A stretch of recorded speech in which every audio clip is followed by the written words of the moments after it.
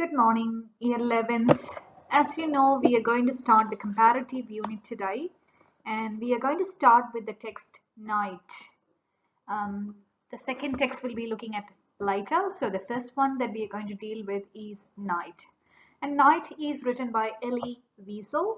And today we are going to look into the background information, the historical background, what was actually happening in the world, around the world during that time. So we are going to look into the background information and what is Holocaust and such kind of things. So it's really an important PowerPoint because only if you know the background of the text, you will be able to understand the text really well. So please pay attention to the slide. So this slide is all about the context of the text, night. And when you look into the genre of this text night written by Elie Wiesel is actually a memoir. Memoir means it's like an account of an author's personal experience. It's something similar to autobiography. It's somewhat similar to the autobiography. So it is called memoir. So it's like an account of the author's personal experiences. And Elie Wiesel in his memoir mainly focuses on the final year of the Holocaust. Holocaust, and it's the final year. It's that year that the author, mainly Elie Wiesel, spent at Auschwitz, a Nazi death camp. So he's mainly focusing on his final year at final year at the death camp, and that was actually the final year of the Holocaust.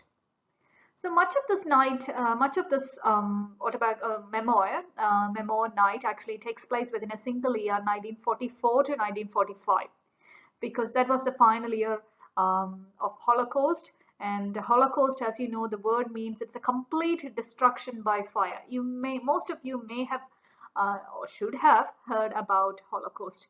So the word Holocaust actually means like a complete destruction by fire. Now, when you think about Adolf Hitler, the main person of Germany, between 1933 to 1945, Adolf Hitler and his followers murdered about 1/3 of all the Jews in the world.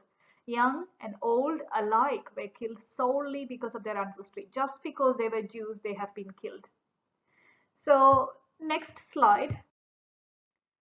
In this slide, we are going to look into some of the terms, because if I want to explain World War II and if I want to explain to you the word Holocaust or the experience of Holocaust, I want you to know these terms first. Okay, so the first word is Holocaust.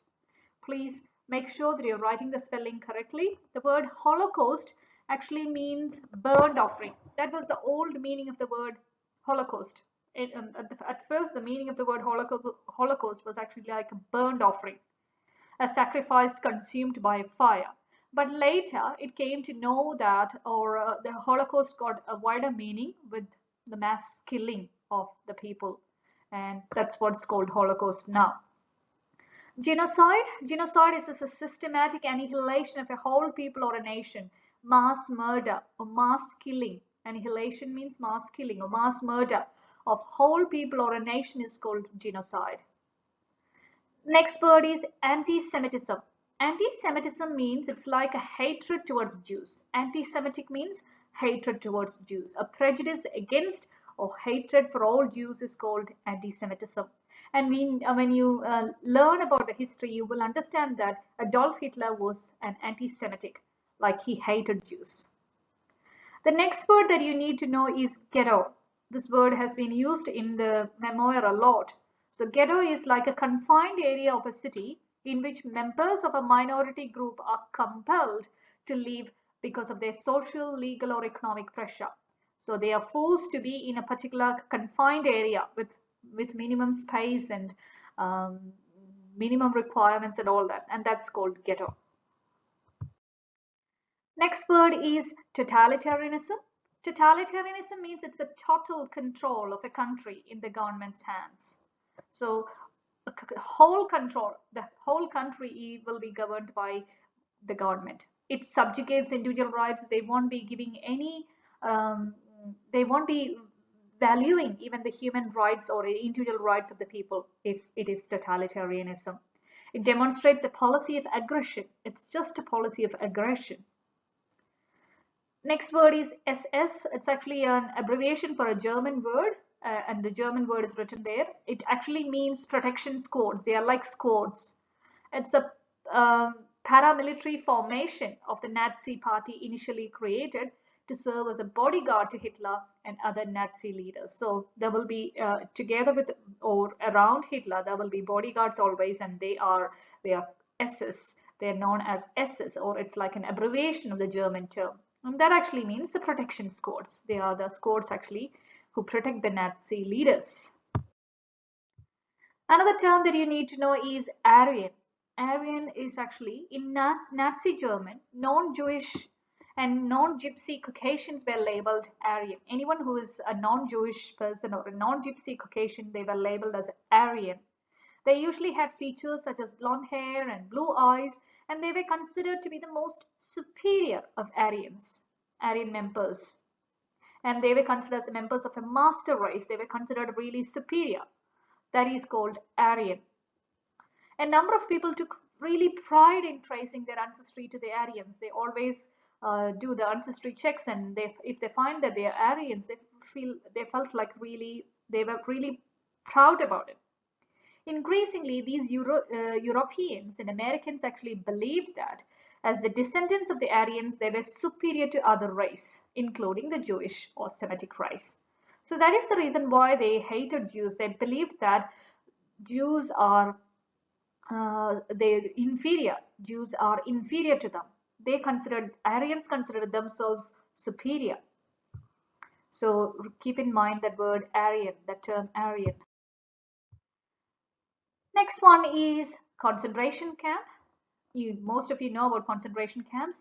Concentration camps were established by the Nazi regime, and they were managed by the SS, as I told you before, the protection squads, to detain and, if necessary, kill the so-called enemies of the state. So they started killing SS. The squads started killing Jews and Gypsies, and it's like concentration camp is like it's a place where they are crammed into, and it's established by the Nazi regime. So living conditions in concentration camps were extremely poor. Prisoners, they slept in barracks on top of each other, that they were small and extremely close together. So they never had enough space. The living conditions were poor. The buildings were poorly constructed and unsanitary. So cleanliness was very poor, no hygiene, so many people crammed into one particular room. So the living conditions was really hard. And we are going to see the experience of different people, and especially Elie Wiesel and his dad in the memoir Night. So you will get an idea about concentration camps a bit more from the memoir. This is an image of concentration camp. This is not very clear, but still you could see people. They're very close to each other. No particular space. It's all cramped together. Poor ventilation. Not enough hygiene. So it was really hard. Now, another terms, the Holocaust terms you need to know is Auschwitz and Birkenau.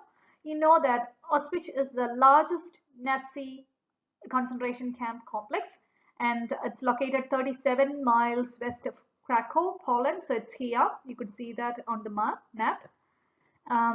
So Auschwitz is in Poland. Birkenau is also known as Auschwitz II. Sometimes Birkenau is referred to as Auschwitz II, and contained the large-scale killing apparatus at Auschwitz. So Birkenau is also known as Auschwitz II. So these two are places you need to remember. More on concentration camps. Again, as I told you before, people struggled in the concentration camps. Prisoners, they had to spend around 10 hours a day working hard labor, back-breaking labor. Then they had to stand for long roll call assemblies. They had to stand there, and they will be doing the SS protection squads, and they will be doing the roll calls. They had to stand in lines for meager rations, typically less than 1700 calories, and they stand in line for the washrooms. Everything, they had to wait ages for everything to be done. That's how the life in concentration camp. And when you look at the image, you will understand how hard it is and how people are struggling in concentration camps. Then again, in the text, in the memo, you will be seeing a lot of Jewish terms. So Judaism, you need to know what do you mean by Judaism. It's all about Jewish religion. Judaism is the monotheistic religion because they believe in one God. Monotheistic religion of the Jews, having its ethical, ceremonial, and legal foundation in the precepts of the Old Testament and in the teachings and the commentaries of the rabbis, as found chiefly in Talmud. Talmud is like the most significant collection of Jewish oral tradition. They have got a Jewish oral tradition which has been passed from generation to generation through oral tradition, and Talmud is the most significant collection of Jewish oral tradition. Torah, you know Torah, the first 5 books of the Hebrew scripture is known as Torah. Most of these are from the Old Testament of the Bible. Synagogue, that's a Jewish place of worship. Instead of calling church, just like we call church, for the Jewish people, it's like synagogue. They go to synagogue for worshiping God. So it's a place of worship. Kabbalah, people say it differently. Kabbalah is like the religious mystical system of Judaism, claiming an insight into divine nature. So it's like a mystical system where they are looking into the divinity of God and divine nature of God. People who wanted to get more insight into the divine nature will be learning Kabbalah. Kaddish is like a prayer recited in the daily synagogue services and by mourners after the death of a close relative. You could actually see the different prisoners saying Kaddish when some of their friends have been killed. So Kaddish is like a prayer recited in the daily synagogue service, especially for mourning the death of a close relative. And again, just going to give you a bit more details about the word Holocaust. The word Holocaust, from the Greek word, it comes from the Greek word holos, which means whole, and kaustos, which means burned, was historically used to describe a sacrificial offered burning on an altar. So something like a sacrificial offering burnt on an altar was actually called Holocaust. The actual meaning of the word was burnt offering or a sacrifice consumed by fire. Since 1945, the word has actually taken a very new and a horrible meaning, with the meaning of the mass murder of some 6 million European Jews, as well as millions of others, including gypsies, homosexuals, by the German Nazi regime during the Second World War. So the word Holocaust took a new meaning, and that is now known as mass murder. Excuse me. Now, to the anti-Semitic Nazi leader Adolf Hitler, I told you anti-Semitism means prejudice against Jews or hatred towards Jews. And I told you German leader Adolf Hitler was an anti-Semitic. To the anti-Semitic Nazi leader Adolf Hitler, Jews were actually an inferior race, an alien threat to the German racial purity and community. Adolf Hitler believed that Jews are a kind of inferior race and they are like a threat to the Germans because Germans believed in racial purity and racial purity and community.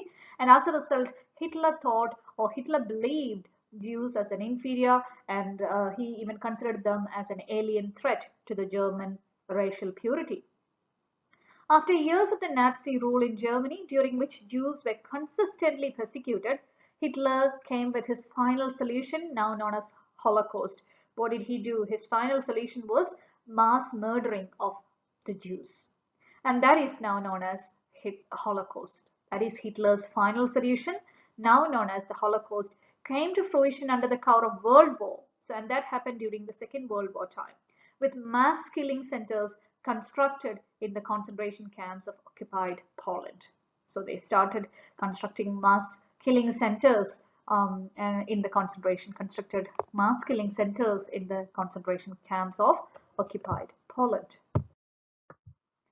And when you think about this anti-Semitism or the hatred towards Jews, that was there even before the Holocaust. Historically or long back, there was anti-Semitism.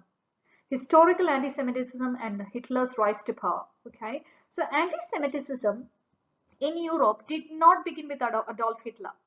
Though use of the term itself dates only to 1870s, there is still evidence of hostility towards Jews long before the Holocaust, even as far back as the ancient world, when Roman authorities destroyed the Jewish temple in Jerusalem and forced Jews to leave Palestine. You might have heard, especially people who are Catholic might have heard that in the Bible.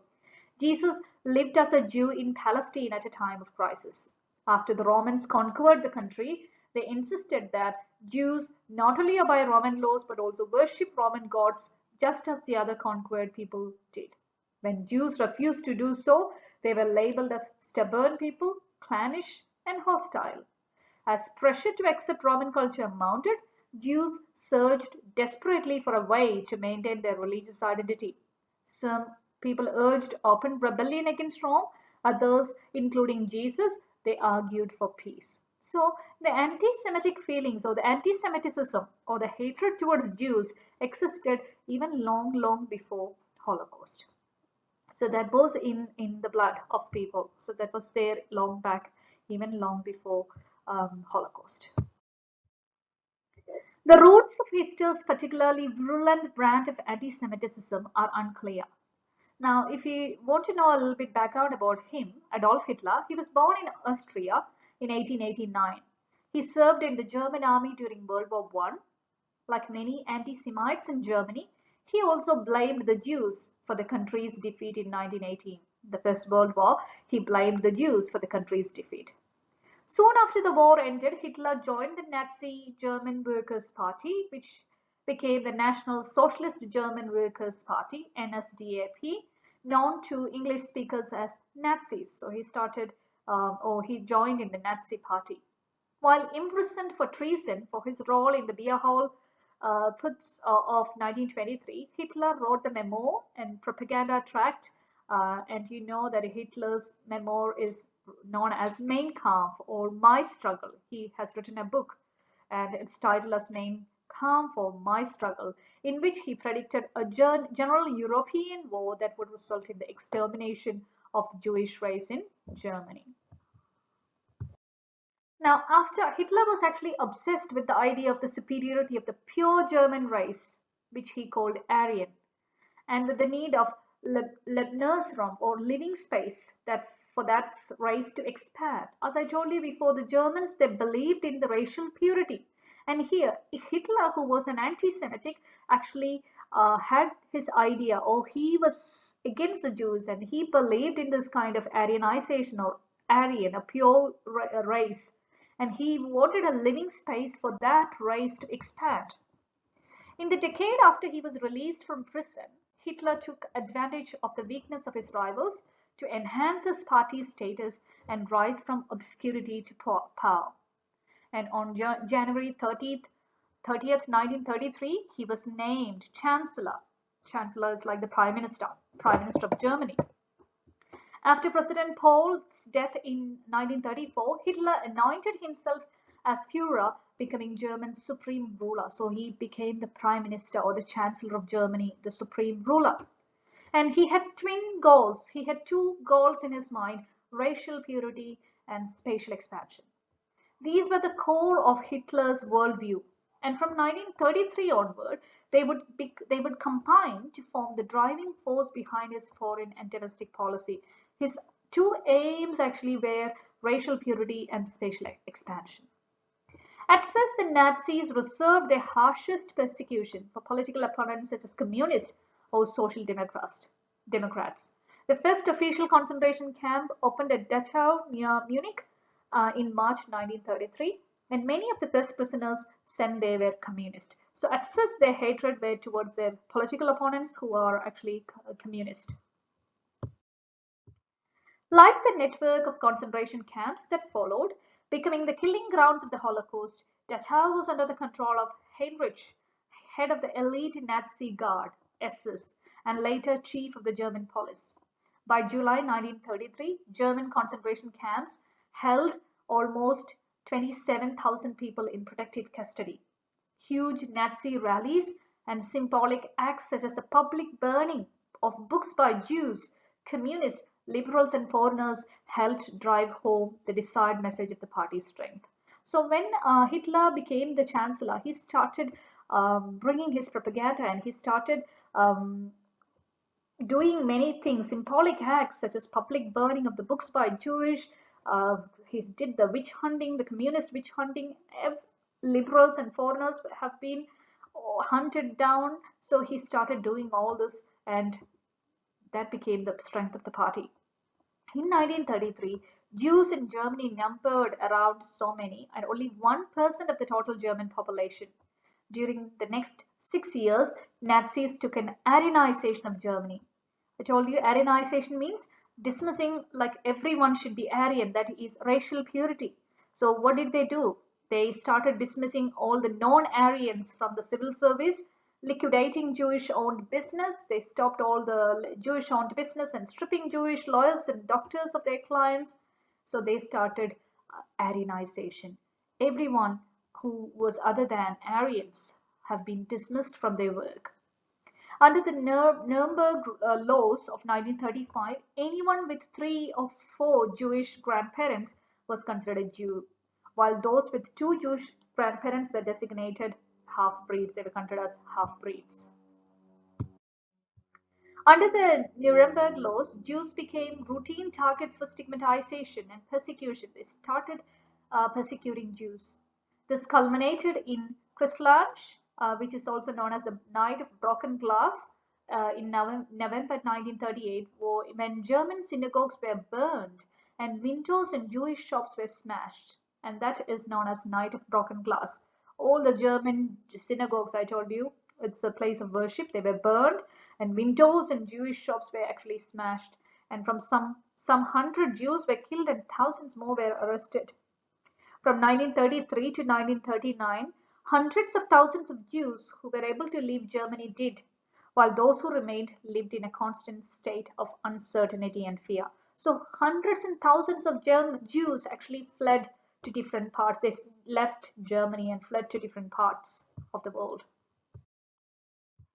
Now, when you look at the timeline of the Holocaust event, it's 1933.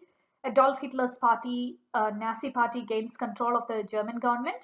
Nazi, as I told you, it's the National Socialist Workers' Party. The Nazis decree a 3-day boycott of Jewish business. We have seen that already. That's Hitler there.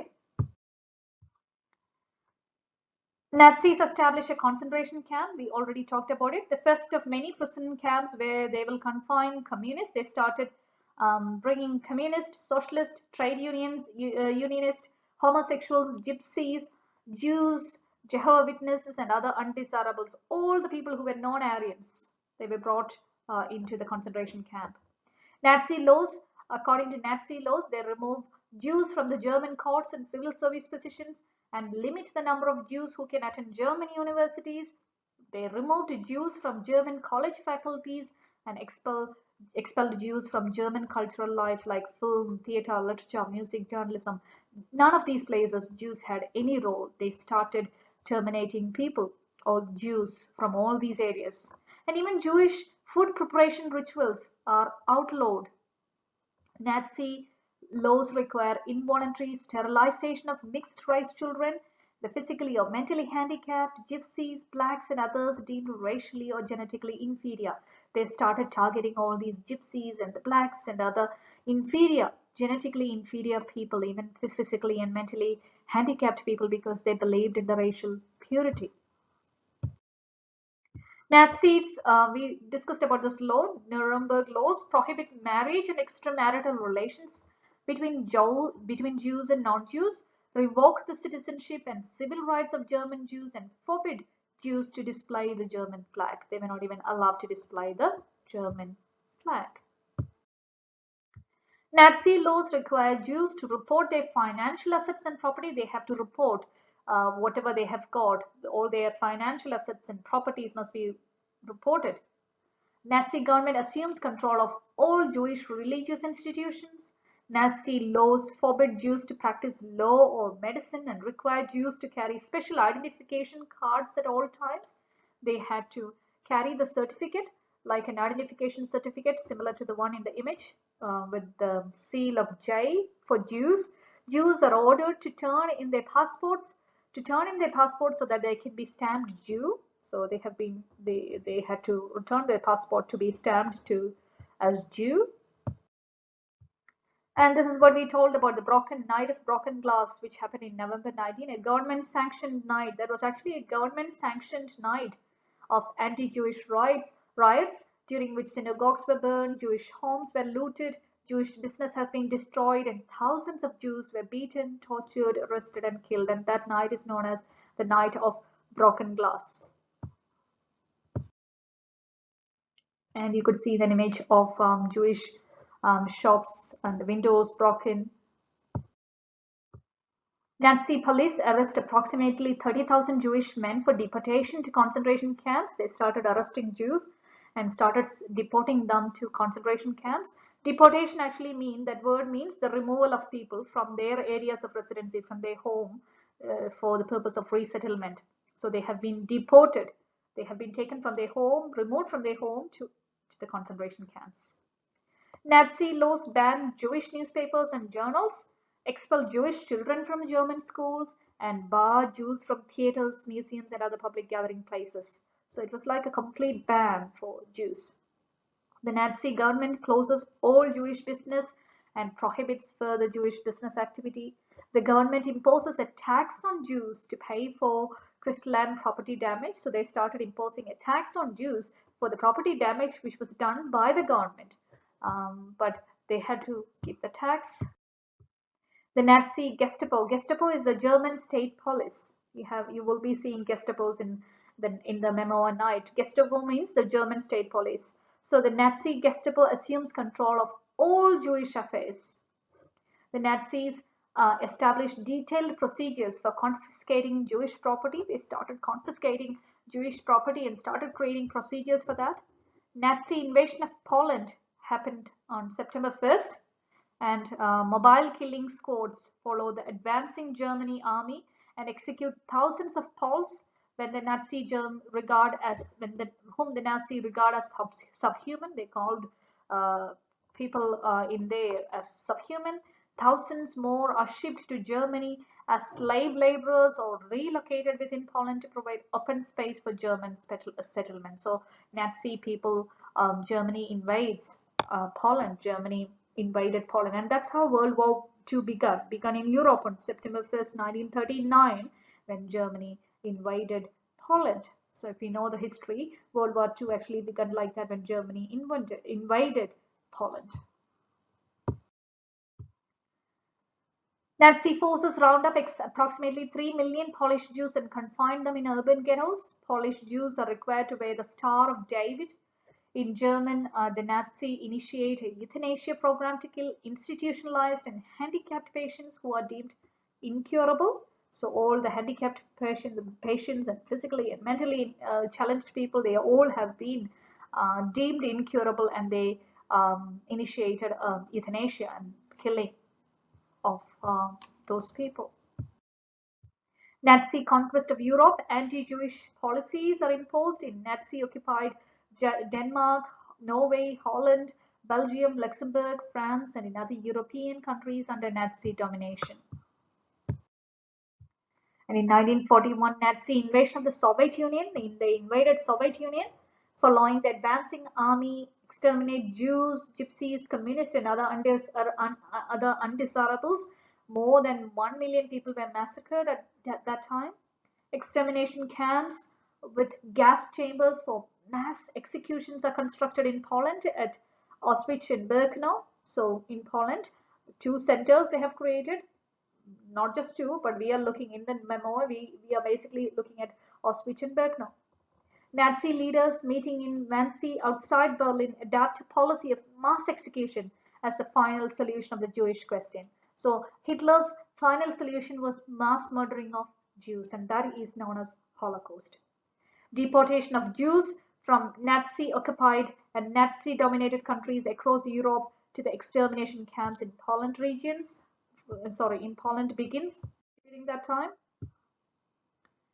Timeline of Holocaust event 1945, Nazi extermination camps, concentration camps, and forced labor camps remain in operation until Germany surrenders on May 7th. So finally, Germany surrendered on May 7th, 1945, and that's the end of Second World War.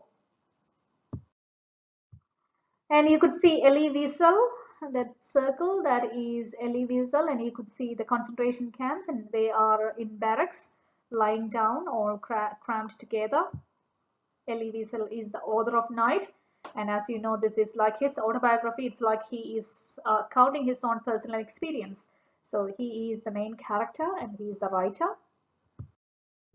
When you think about Elie Wiesel, he was born in 1928 in Siet in Romania. Wiesel grew up in the Jewish section of Siet. His father, Shlomo, was actually a shopkeeper who was deeply involved in the Jewish community. So they were a very good Jewish family. His father was a good guy. He was a shopkeeper. He wanted his only son, Elie Wiesel. Elie Wiesel has had actually three sisters, and he is the only son. His father wanted his only son to be as practical as he himself was. The boy's mother is a well-educated woman, encouraged him to be like a pious, a pure person, holy person. She would have liked for her son to become a rabbi, Jewish rabbi, like a priest. He immersed himself in religious studies and dreamed of being a scholar. So Elie Wiesel had a lot of faith, and he was immersed in religious studies, and he wanted to know more about the divinity of God. So he was immersed into all that, and he wanted to become a scholar. And he was spending his life like that. But then in March 1945, the boy's life changed forever. Within a month, he was actually deported to concentration camps during World War II. Parents and little sister were actually killed during killed in concentration camp, especially the gas chambers at Auschwitz. Two elder sisters survived, but he didn't know their fate until after the war. Wiesel and his father clung to one another from their arrival at Auschwitz to their entry into Buchenwald.